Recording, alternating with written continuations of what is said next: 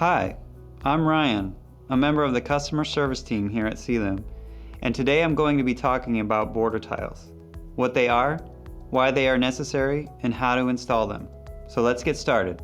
Most ceilings have some areas that require less than full-size tiles, usually around the perimeter of the room. Border tiles are tiles that lend themselves to trimming and installing in these smaller areas. In a drop ceiling tile installation, a tile with sizable projected or recessed features will not sit properly when it has been trimmed.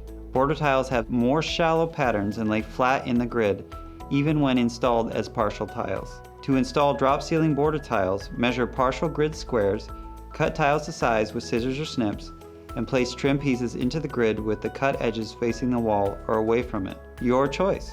In a glue-up installation, a tile with a strong three-dimensional profile can look awkward with its cut edge against the wall. Border tiles have a minimal pattern that lends itself to trimming and installing in these smaller areas. To install glue-up border tiles, measure from the edges of the installed tiles to the wall and cut the border tiles to size with scissors or snips.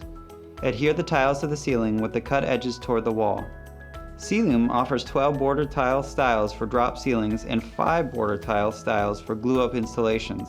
When choosing a border tile designed for your ceiling, keep in mind the overall look of the completed installation. Take Stratford, for example. You can use it throughout your ceiling in its entirety, or only along the borders to complement a coffer style like Westminster. The possibilities are endless. If you have any questions or would like to see free samples, please do not hesitate to give us a call. And remember, you belong under Ceilume.